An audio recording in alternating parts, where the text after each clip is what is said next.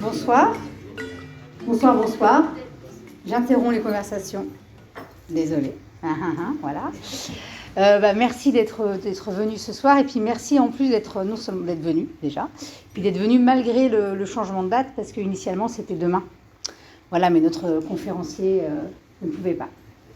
Donc c'est très bien. Donc on est là toujours dans le fameux cycle transmission, commencé en 2020, que l'on poursuit, et on n'espère pas interrompre, on espère qu'on n'aura pas de nouveau des restrictions sanitaires, n'est-ce pas? Ce qui me permet de faire une bonne transition, non seulement avec l'époque, mais en plus avec la conférence qui va nous être présentée ce soir, donc par Vincent Grégoire, que vous connaissez, cofondateur des Universités Populaires, professeur de philosophie, et qui par ailleurs a fait un travail de recherche sur la question coloniale, qui a donné lieu à un ouvrage tout à fait passionnant, je le dis en toute objectivité. Cet ouvrage, c'est pas possible en fait, nommé Théorie de l'État et problèmes coloniaux. Et donc qui permet en fait à Vincent d'interroger de manière particulièrement pertinente la question qui va être soulevée ce soir, à savoir la question donc des colonies en lien avec les épidémies, n'est-ce pas, au début du 19e siècle. Fin du 18e, début du 19e, et donc notamment l'expédition d'Égypte et l'expédition de Saint-Domingue. Je suis complètement émue là, je suis émue. Et vous allez voir que en fait, non seulement le propos en lui-même est passionnant, mais de surcroît nous permet de manière singulière d'interroger notre époque. Voilà, j'en dis pas plus, et je te laisse la parole, Vincent. Voilà, donc bonsoir. Alors, comme Nadia a commencé à le dire, je vais vous parler des questions sanitaires en relation avec les enjeux politiques à la fin du XVIIIe siècle, lorsque la France essaye de reprendre un empire colonial qu'elle avait perdu dans des circonstances que je vais vous indiquer tout de suite. Et ce qui est intéressant, d'un point de vue à la fois historique, philosophique et politique, c'est que à cette époque, la santé devient justement un enjeu politique, un enjeu militaire, elle l'a toujours été, parce que les soldats sont toujours plus morts de maladie qu'au combat, jusqu'à la fin du XIXe siècle. Ça, c'est systématique. On meurt plus malade dans la troupe qu'au front. Bon, donc les armées considéraient presque ça comme normal d'avoir à subir des pertes sanitaires énormes. Par contre, la politique s'en empare à la fin du XVIIe et au XVIIIe siècle. Et justement, je vais axer mon intervention sur le lien entre ce passage, ce devenir politique du sanitaire et les questions coloniales sur deux expéditions. On appelait ça des expéditions, en fait, deux entreprises de conquête coloniale de la fin du XVIIIe siècle. La première, c'est la fameuse expédition d'Égypte, menée par Bonaparte, qui veut en toute modestie, comme Alexandre le Grand, puis comme César, conquérir l'Égypte. D'ailleurs, il y arrive, mais il repart assez vite, on va voir dans quelles circonstances. Et ça dure 3 ans quand même, vous voyez, de 1798 à 1801. Et dès la fin de l'année 1801, Bonaparte décide de reprendre la main sur l'ex-perle des Antilles, Saint-Domingue, qui est tombé aux mains des insurgés et de Toussaint Louverture. Donc il décide de rétablir l'ordre. Pas tout de suite l'esclavage, mais c'est pendant cette conquête que le rétablissement de l'esclavage est décidé. Et là encore, ce sera un désastre. L'armée française, alors là, je vais le dire tout de suite, sera décimée. Donc on a deux expéditions coloniales successives qui sont l'une comme l'autre un désastre et qui sont toutes les deux marquées par chacune une épidémie symboliquement très forte. L'Égypte, c'est la première fois que les Français retrouvent la peste depuis la fameuse peste de Marseille. La peste avait été éradiquée en Europe, avec une exception à Marseille en 1720, mais c'était fini la peste en Europe, et là on la retrouve en Orient. Et puis la fièvre jaune, qui deviendra la maladie coloniale, la maladie tropicale par excellence, que les Français connaissaient déjà, mais découvrent, vous allez voir, de manière absolument apocalyptique, à Saint-Domingue. Donc Saint-Domingue, on appelait ça Saint-Domingue, c'est l'actuel Haïti, qui partage son île avec Santo Domingo aujourd'hui. Alors, juste des chiffres pour vous montrer les enjeux. L'expédition d'Égypte, c'est 30 000 soldats, À titre de comparaison, quand Lafayette part avec son corps expéditionnaire aux États-Unis, c'est 10 000 hommes. Oui, donc là, c'est 30 000, même 35 000 hommes qui partent, plus les marins, 35 000 hommes des fantassins, plus les marins qui partent, et 10 000 vont mourir pendant l'expédition, dont la moitié de la peste. Bon, c'est conséquent, un tiers meurt, donc un homme sur 3 qui s'en va ne reviendra pas, et la moitié de ces non-revenants meurt de la peste. Vous voyez, donc c'est équivalent en gros. Ce qui, pour l'époque, est un succès énorme, avoir empêché une hécatombe liée à la peste. En revanche, Saint-Domingue, c'est en tout 49 000 hommes qui partent, sans compter les marins, parce qu'à chaque fois, il y a la marine, hein, mais 49 000 hommes qui partent et qui sont débarqués, et donc en début 1802, et en 1803, à la fin des hostilités, il en reste 3 000. Voilà, 95% de pertes, et dans ces pertes, 90% la fièvre jaune. Vous voyez, donc là, un désastre, mais absolu, qui, dans les textes de l'époque, n'apparaît pas comme un désastre, parce que en faisant des recherches pour préparer l'intervention de ce soir, j'ai vu que la fameuse campagne de Russie de Napoléon, 500 000 hommes, la grande armée, 5 fois plus de morts de maladie que de morts au combat. Vous voyez ? Donc, l'imputation de la fièvre jaune de la défaite de Saint-Domingue est venue ensuite pour redorer le blason de Bonaparte et des troupes françaises en disant « c'est à cause de la maladie que nous avons perdu la guerre ». Mais en fait, il y avait quelque chose là de tout à fait presque courant, alors voilà, prenant une forme excessive, qui montre juste l'incurie des autorités françaises à Saint-Domingue à l'époque. Mais sur le moment, personne ne dit on a perdu à cause de la maladie. Vous voyez, c'est aujourd'hui qu'on dit que la fièvre jaune a causé la perte de la dernière grande colonie du premier empire colonial français. Alors, j'en arrive à l'expédition d'Égypte maintenant. Alors, contexte colonial en 1798, bon, c'est le Directoire, régime très fragile, qui est au pouvoir.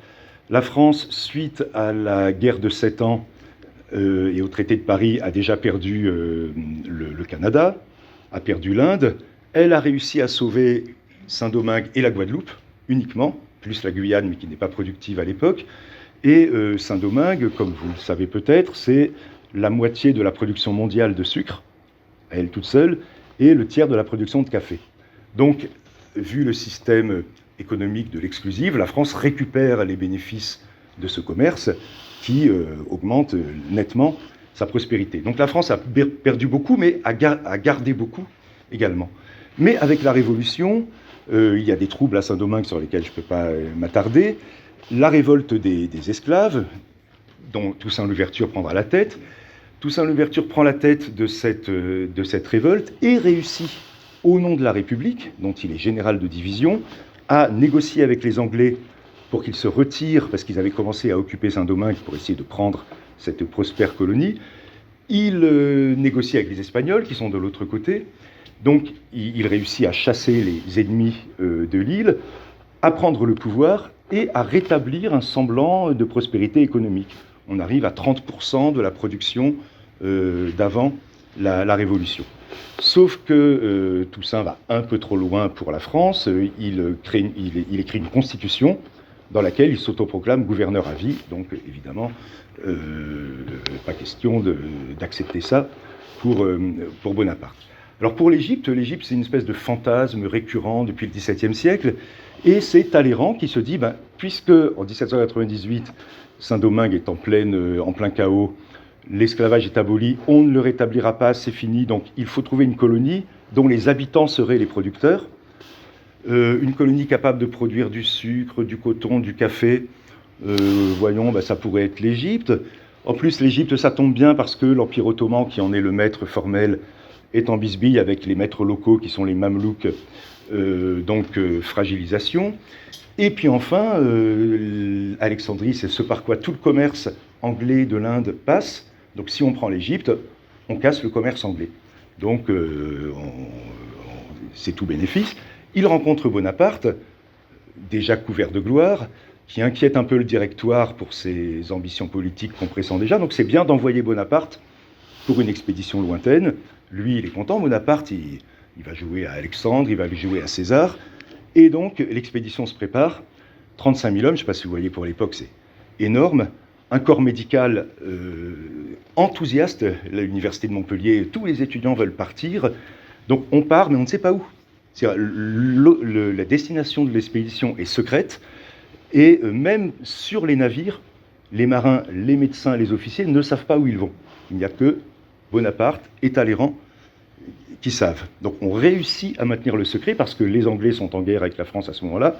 On réussit à revenir dans la Méditerranée et l'amiral Nelson, qui se glorifiera évidemment contre la marine française, écume la Méditerranée en essayant d'attraper ces bateaux français qui vont on ne sait où. Alors, au printemps 98, la flotte française débarque à Alexandrie et on a les témoignages de deux grands médecins, Desgenette et Larrey, qui ont vraiment laissé leur nom dans la médecine française, qui sont envoyés. Donc l'un est le chirurgien en chef, Desgenette, Larrey c'est le médecin en chef, il est aussi un pharmacien en chef, donc vous voyez un corps médical très structuré, 150 officiers de santé, plus plusieurs centaines de médecins, donc on est vraiment dans une préparation sanitaire de l'expédition. Et Larrey, un de ces médecins, note dans son journal sur le bateau « Je pressens que nous allons en Égypte », il n'en est pas sûr, et c'est pourquoi j'ai pris mes précautions, j'ai lu tout ce qui pouvait se lire sur la peste, parce qu'il y a de la peste en Égypte. Alors il faut savoir qu'Alexandrie, où les Français débarquent, c'est, comme disent les historiens aujourd'hui, la plaque tournante de la peste à l'époque. 59 épidémies entre 1700 et 1846, où il y a la dernière grande épidémie. Et la plus grosse épidémie, un tiers de la population qui disparaît, c'est 1791. Et donc 7 ans avant que les Français arrivent. Les Français, eux, sont débarrassés de la peste, comme les Européens, parce qu'ils ont su mettre en place, avec des accords internationaux, un système de quarantaine, un système de lazaret, où on isole, et en cas d'épidémie, confinement, cordon sanitaire, ville coupée. Alors vous savez, ça s'est passé à Marseille en 1720-1722. Marseille, c'est la moitié de la population qui meurt, et la Provence, le quart de la population, en 2 ans. Donc vous imaginez, enfin c'est apocalyptique, mais n'empêche, c'est bloqué. Ça ne remonte pas au-delà de la Provence, parce que les cordons sanitaires, l'isolement, la destruction par le feu de tous les effets des malades fonctionnent. Alors, donc on a cette expérience. Alors, je vous montre quelques images.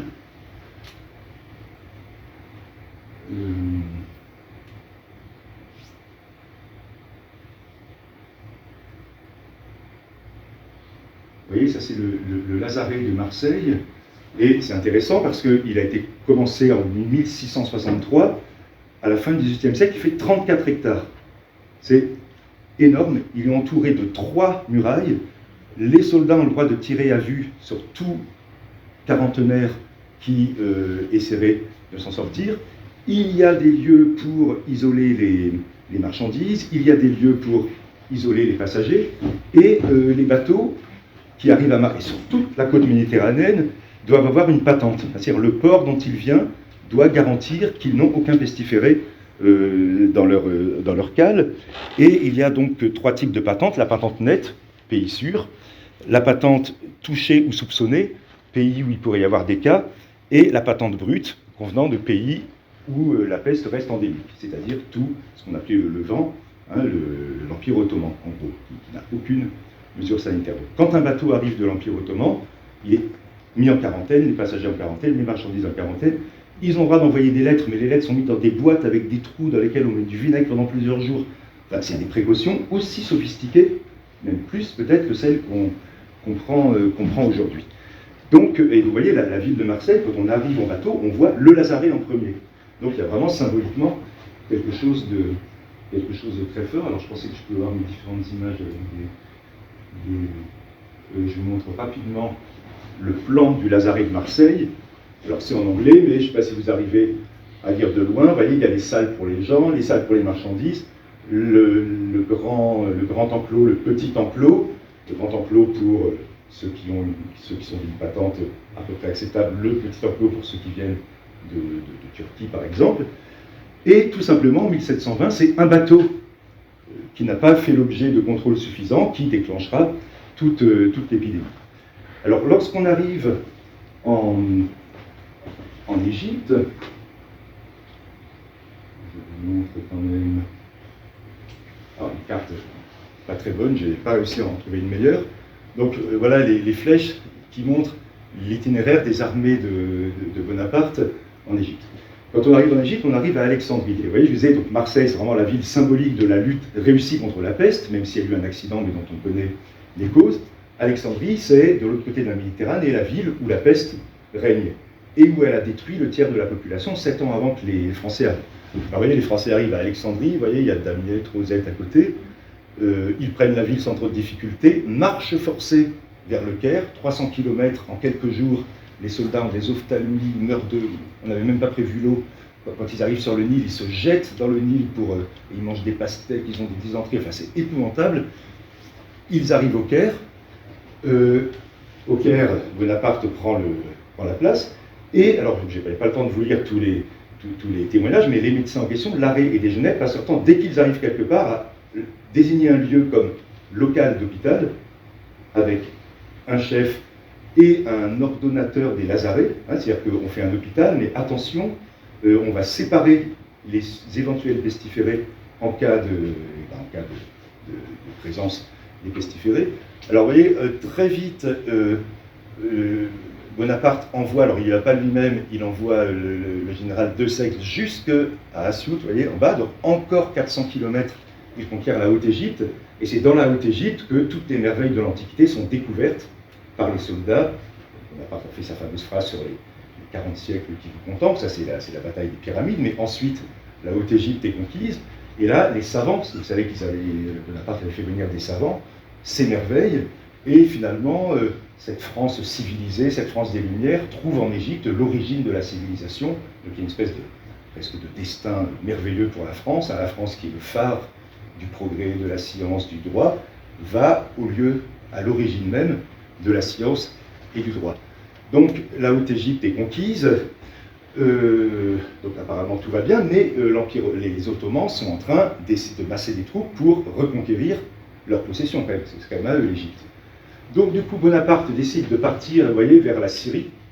C'est ce qu'on appelle l'expédition de Syrie en décembre, au printemps 1899, et c'est là, vous allez voir, que la peste va éclater et qu'elle sera l'objet d'une propagande et d'une contre-propagande assez incroyable. Donc, je vous ai montré cette petite carte pour vous montrer les distances parcourues à pied.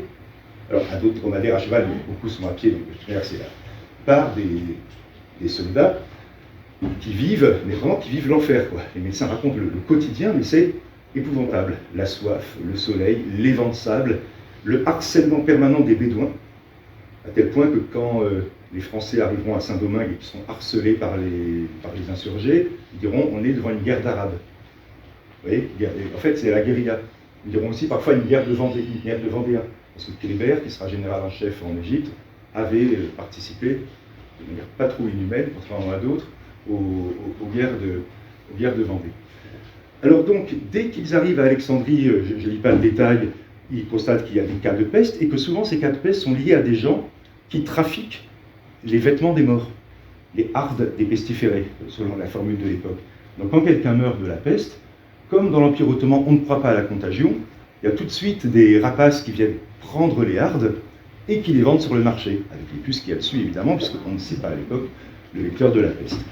Donc la police française, alors c'est pas la police au sens du corps de la police, mais la police au sens de la politique sanitaire française, décide d'arrêter tous les marchands de hardes, d'isoler de fermer, enfin d'enfermer plutôt les gens soupçonnés et pestiférés dans leur maison, de brûler tous leurs biens, et quand même de les amener dans les lazarets, y compris les Égyptiens. Ça, les Français ne font aucune discrimination, ils ne soignent pas d'abord leurs soldats, mais ils soignent tout le monde. Avec l'idée aussi que, évidemment, soigner les autres, c'est une manière de se protéger soi-même. D'ailleurs, ils le disent explicitement, pour des raisons d'humanité, mais aussi pour des raisons, en gros, d'intérêt bien compris. Vous voyez ? Donc tout le monde sera soigné, et c'est à Alexandrie que des mesures de drainage des marais, de plantation d'arbres dans les zones humides seront prises, et alors évidemment ils n'auront pas le temps de le faire, les Français, mais ils ont envie en Égypte de détruire tous les quartiers insalubres, de raser et de construire des rues en damier, comme à la même époque on le fait à La Roche-sur-Yon, comme on l'a fait en Amérique, mais la rue à damier permettant un contrôle sanitaire et politique aussi, du coup, très, très important. Donc l'Égypte est complètement quadrillée. Alors je vais faire une petite, comment dire, une petite digression qui n'est pas vraiment une digression. À un moment, lorsque la France a réussi à pacifier à peu près la région, qu'elle a l'impression que ça y est, l'Égypte lui appartient, il y a l'arrêt qui dit c'est sans doute le seul moment heureux que nous ayons vécu en Égypte, mais à ce moment-là, les soldats commencent à se sentir bien et comment dire, ont des pratiques avec les femmes égyptiennes qui se prostituent facilement, c'est plutôt violé, mais enfin, soit disant qu'elles se prostituent, et que du coup l'épidémie reprend. Donc on décide de séparer les femmes des hommes, et donc toutes ces femmes égyptiennes qui se sont prostituées, mais en fait, quand on lit les textes qui ont été capturés, raptés dans les villages, ces femmes égyptiennes sont mises dans des hôpitaux, elles sont soignées, donc elles ne meurent pas, parce que la peste, on n'en meurt pas à 100%, hein, comme dans les autres, comme la fièvre jaune par exemple. Et puis, il n'y a pas que la peste, il y a aussi d'autres maladies, donc elles sont soignées, et on prend bien soin de les empêcher d'avorter. Alors ça, c'est intéressant, parce que vous voyez, dans cette politique sanitaire, il y a aussi une politique de population, et population pas au sens une population, mais au sens actif. L'État a un rôle, le pouvoir, de population, c'est-à-dire de faire augmenter la population d'une région pour la rendre plus riche, puisqu'il n'y a de richesse que d'hommes, hein, c'est le travail des hommes qui produit de la richesse. Donc ces femmes vont faire des enfants, métissent très bien, parce qu'à l'époque, il y a cette idée de la fusion des races qui pourrait régénérer l'humanité. Donc les Français viennent régénérer les Égyptiens, qui étaient un peu en décadence à cause du despotisme oriental, et tout va très bien. Donc on soigne ces femmes dans des hôpitaux, et ça me fait penser à une émission que j'avais vue il y a quelques années, où on voyait comment les armées modernes ont toujours organisé la prostitution, et y compris d'un point de vue sanitaire, parce qu'il faut aussi protéger les soldats. Et donc là, c'est la première occurrence d'une prise en charge générale, politique, de la prostitution. Concernant les cas de pestiférés, vous voyez, il y a une correspondance entre les médecins et Bonaparte général en chef, où Bonaparte dit, mais qu'est-ce qu'il faut, il leur demande ce qu'il faut faire avec cette supposée épidémie, dont on ne dit pas le nom parce que ça pourrait faire peur aux soldats, et Desgenette, là, le médecin-chef, dit à Bonaparte, écoutez, je vous conseille que chaque fois qu'il y a présomption de peste, on fasse comme s'il y avait la peste. Donc toute personne ayant les symptômes approchant de la peste sera isolée, ses habits seront brûlés. Mais alors, vous voyez, pour l'armée, c'est compliqué. Si vous brûlez les habits, c'est vous brûlez les effets militaires. Or, la France, parce que l'Angleterre a repris le blocus, ne peut plus alimenter les soldats en effets militaires. Donc, vous voyez le paradoxe, on brûle les effets des soldats, mais en brûlant leurs effets, on les déshabille purement et simplement. Donc, on les prive de leur tenue de guerre, par exemple. Vous voyez, donc, comment dire, le pouvoir politique et militaire joue avec les enjeux sanitaires, mais avec une forme de presque d'égalité. Vous voyez, on voit Desgenette, ce ne sera pas le cas ensuite dans les campagnes napoléoniennes, donner des conseils à Bonaparte, celui-ci les acceptant.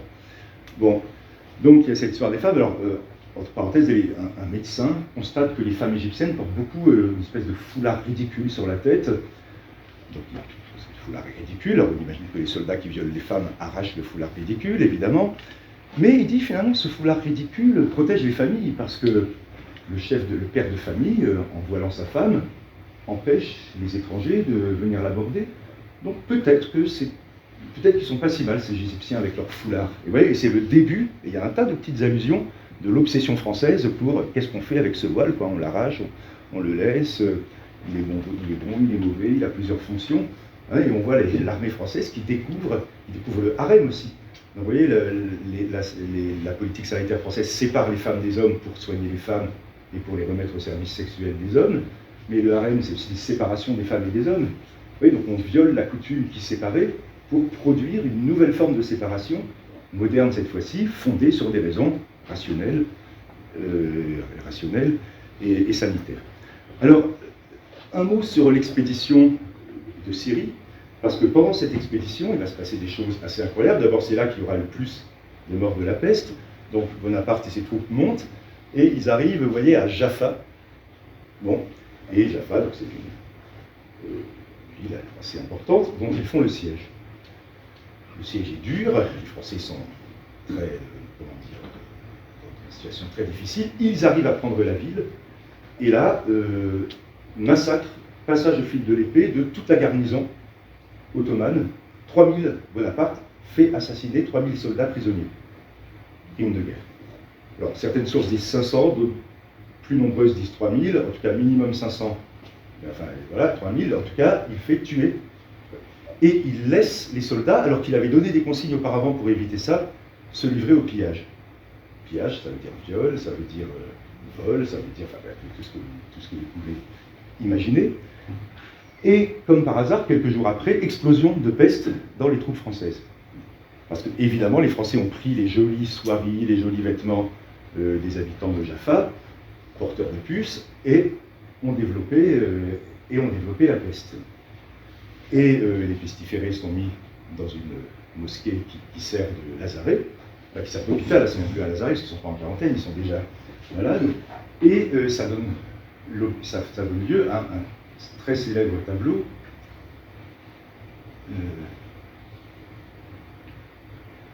Là, vous connaissez sans doute, hein, c'est vraiment la propagande napoléonienne, puisque le tableau est peint en 1804, juste avant le sacre de Napoléon comme empereur. Et là, on voit Bonaparte. Alors, Desgenette atteste la vérité du geste, hein, qui va dans l'hôpital, et qui, alors, en vérité, il n'est pas venu pour toucher un homme, il a aidé à déplacer, vous voyez, comme le politique, là, qui monte, qui participe, qui met la main à la pâte. Donc, lui, il a aidé à déplacer des pestiférés agonisants, et il a touché un bubon. Vous voyez, un bubon, c'est un abcès. Voilà, certains disent qu'il était percé, ce qui aurait été quasiment contagieux à 100%. En fait, le bubon était sans doute pas percé, ce qui... Enfin, il ne savait pas. Vous voyez. Donc, il prend officiellement un énorme risque. Alors, vous avez vu le tableau, il y a d'un côté l'obscurité, de l'autre côté la lumière. On voit bien du côté de qui est la lumière. Vous voyez un minaret et le drapeau français. Aujourd'hui, ça fait sourire. Vous voyez, donc l'alliance... Parce que Bonaparte était tellement pro-islam dans sa propagande auprès des Égyptiens que les Égyptiens se moquaient de lui en l'appelant Ali Bonaparte. Vous voyez, le dernier général en chef, quand Bonaparte partira de l'expédition d'Égypte, Jacques Abdallah Menou, Jacques Menou, se convertit et exige qu'on l'appelle Abdallah.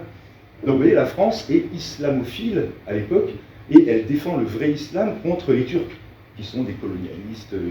Vous voyez, donc il y a quelque chose, donc il y a un message quand même assez impressionnant dans ce tableau. Vous voyez que en bas à droite, vous avez un médecin turc, on voit son turban et sa barbe, qui prélève le pus du bubon d'un pestiféré. Alors ça, c'est un anachronisme parce qu'à l'époque, on faisait de l'inoculation de la variole, mais pas encore de la peste. Et vous voyez, ça c'est de la propagande. Hein.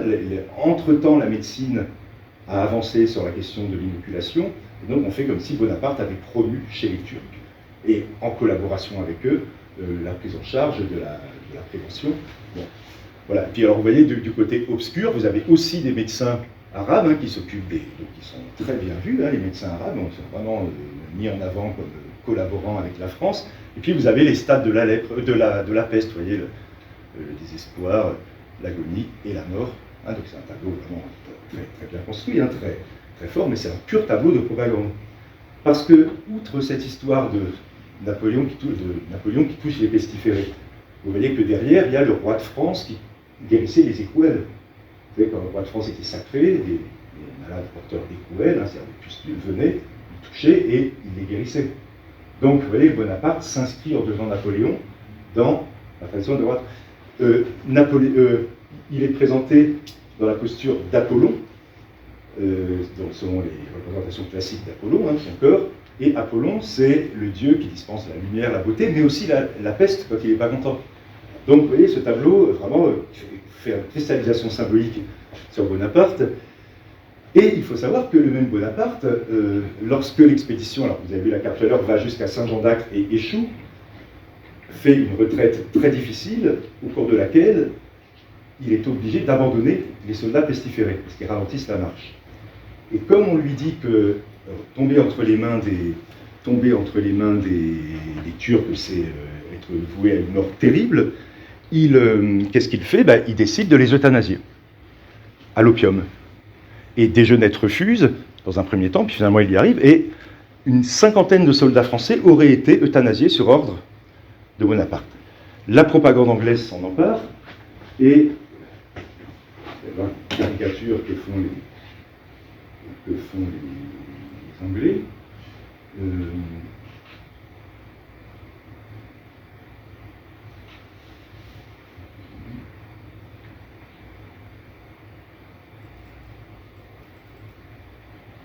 voilà. Au moment où la France montre un Napoléon en train de toucher les bubons des pestiférés pour les soulager, les Anglais montrent Poisoning the Sick at Jaffa, Bonaparte qui empoisonne les malades, c'est-à-dire qu'il les achève à Jaffa. Et donc, en fait, vous voyez, le tableau de gros, c'est une contre-propagande des Anglais contre Bonaparte, accusé d'abord de crimes de guerre. Déjà, le concept ne se dit pas comme ça, mais il existe à l'époque, on ne tue pas des prisonniers sans défense, et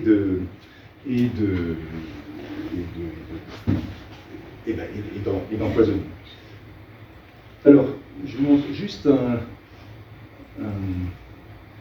le même Desgenette, le médecin qui accompagne Bonaparte, lui va s'inoculer la peste. Donc lui aussi il fait sa promotion personnelle, vous voyez. Et donc il va, pour montrer que la peste, alors et lui il pense qu'elle est contagieuse, mais pas par le contact. Donc il va s'inoculer la peste pour montrer aux soldats. Donc la légende tableau, vous voyez, pour en présence des soldats, s'inocule la peste en présence des soldats malades, et la suite de la légende, c'est pour lutter contre les méfaits de l'imagination. Hein, on croyait à l'époque que la peur de la maladie était aussi grave que la maladie. Et donc, Desgenette va s'inoculer la peste, réellement, il prend le bubon d'un soldat pestiféré, et il se met la peste, et il aura effectivement un petit abcès pendant quelques jours, mais il s'en sortira. Du coup, il devient un héros de la médecine. Donc, vous voyez, le général en chef qui touche le pestiféré, le médecin qui... Donc, vous voyez, il y a un côté, de propagande et d'affirmation très forte. Voilà. Alors, j'en suis à combien de temps, là? Il me reste 5 minutes. Donc, je suis obligé de passer très vite à Saint-Domingue. Donc, bilan, en tout cas, de l'expédition d'Égypte, les mesures sanitaires que j'ai rapidement évoquées permettent d'éviter la catastrophe, sauf au seul moment où l'armée française dérape et ne respecte pas les mesures sanitaires, la peste augmente fortement, puisque la moitié des pestiférés de l'expédition l'ont été pendant les quelques semaines de l'expédition de Syrie. Vous voyez, 3 ans, quelques semaines, la moitié, donc ça montre bien que ça marche. De même que les mesures sanitaires avaient marché en Europe, vous voyez. Et après le passage des Français, les Anglais qui vont un petit peu occuper l'Égypte, puis les Ottomans ensuite, vont mettre en place les mêmes mesures sanitaires que les Français, et la peste sera éradiquée dans l'Empire ottoman 30 ou 40 ans après. Donc, ce qui est intéressant, c'est qu'on prenait ces mesures sans savoir quel était le vecteur. Et du coup, il y a des médecins qui disent, au fond, la prophylaxie, c'est-à-dire les mesures préventives, doivent être prises quelles que soient les causes réelles de la maladie, puisque au cas où, ça marche. Et du coup, politiquement, c'est intéressant pour la politique, parce que ça permet de dire, on va asseoir notre pouvoir sur la prophylaxie. Vous voyez, contrôle généralisé, c'est ce que Foucault appelle le passage à une société de discipline. On va discipliner les corps, discipliner la tenue des maisons, voilà, les casernes, les prisons, etc. devront être saines. Alors, Saint-Domingue, je vais très vite.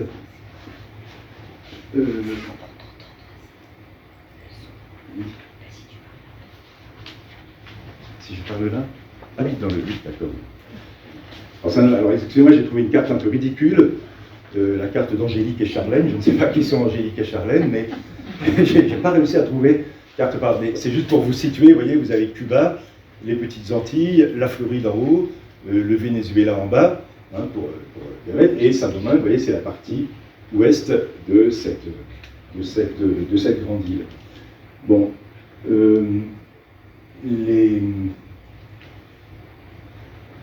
les Français arrivent en début 1802, avec l'idée de rétablir la souveraineté française, mais sans afficher officiellement le désir de rétablir l'esclavage, qui n'est peut-être même pas encore explicitement dans l'intention de Bonaparte. Par contre, il y a des instructions secrètes. Alors, c'est le propre beau-frère de Bonaparte, le mari de Pauline Bonaparte, qui part avec lui enceinte à Saint-Domingue. Comme quoi, ils sont confiants, ils ne savent pas ce qui les attend Hein, la fille part enceinte avec son mari.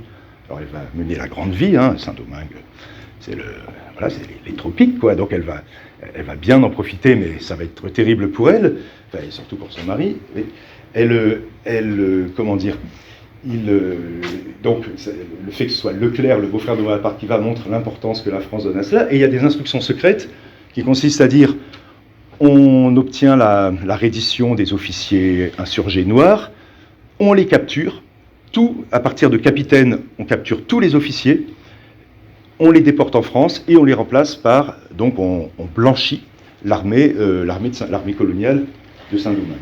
Alors, au début, ça marche, on arrive même à capturer par traîtrise Toussaint Louverture et à l'envoyer en France où il mourra, comme vous savez, dans le Jura, où il mourra de froid. Donc au mois de mai à peu près, tout semble aller bien pour la France, et Leclerc écrit à Bonaparte, écoutez, tout va bien, il me manque encore 12 000 hommes pour être sûr de pacifier les mornes, c'est-à-dire les montagnes où des insurgés restent encore, mais la colonie est à vous, en gros, dit-il à Bonaparte. Sauf que la fièvre jaune commence, et on en arrive par exemple au mois de juillet, je ne sais pas si vous voyez, il y a, j'ai dit 41 000, mais en tout, donc à ce moment-là, il y a 19 000 hommes français, il y a 160 morts par jour. Vous voyez, enfin, c'est apocalyptique, et Leclerc explique, il explique par exemple que des négociants de Bordeaux qui croient que, par exemple, les nouvelles arrivent 2 mois après, et ça y est, la colonie est conquise, donc les négociants de Bordeaux envoient 7 hommes pour reprendre le commerce sur place, parce que les Américains avaient pris quelques avances. Les 7 sont morts une semaine après. Les 7 négociants de Bordeaux meurent une semaine après. L'insurrection reprend, et donc vous voyez, finalement, Leclerc dit à Bonaparte, par lettre, hein, je ne peux pas arrêter les officiers noirs, parce que comme il n'y a plus de blancs, je suis obligé de les garder sous les drapeaux. Et en même temps, il ne fait pas confiance aux officiers noirs, et il utilise ceci pour mater les rebelles noirs. Et donc Christophe, le fameux roi Christophe, et Dessalines, qui sera empereur d'Haïti ensuite, sont définis par Leclerc comme faisant le sale boulot, et comme il dit, Dessalines est le vrai boucher des Noirs. Et pendant ce temps-là, l'armée française fond totalement, il n'y a plus sur l'aide. Leclerc lui-même meurt en octobre, et ce qui est, donc vous voyez les chiffres, hein, donc là, à ce moment-là, voilà, 90% de l'armée française. Il y a des troupes qui arrivent, et il y en a une, par exemple, il dit une division arrive le 1er août, le 10 août, elle est anéantie. Il n'y a plus personne. Vous voyez, enfin, on n'a jamais connu ça. Et pourquoi ? Parce que les hôpitaux sont dans un état épouvantable, les gens dorment par terre, les soldats sont entassés, et on se demande pourquoi parfois quand ils sont à l'étage, ils sont moins atteints. Évidemment, il y a moins de moustiques, mais on ne le sait pas. Et on en arrive donc à une hécatombe non contrôlée. Et justement, ce qui est intéressant, alors je n'ai pas le temps tellement de développer, c'est le contraste entre la relative maîtrise de la situation en Égypte et l'impuissance totale. Alors certes, on ne connaissait pas non plus le vecteur de la fièvre jaune, mais on savait qu'elle existait, et les mesures prophylactiques auraient peut-être été moins efficaces, parce que le moustique se déplace plus que les puces, mais auraient quand même servi.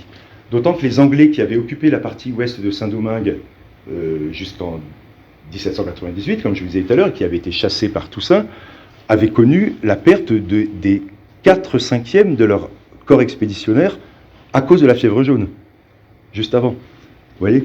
Donc les Français étaient au courant et n'ont rien fait. Les soldats n'ont même pas de chaussures. Les médicaments n'arrivent pas. Du coup, ils sont obligés d'avoir recours aux médicaments locaux. Et un dernier mot, c'est assez touchant et amusant, hein, de voir que finalement, on a recours aux infirmières créoles, aux infirmières mulâtres. Le mot est horrible, hein, mulâtres, c'est les infirmières métisses.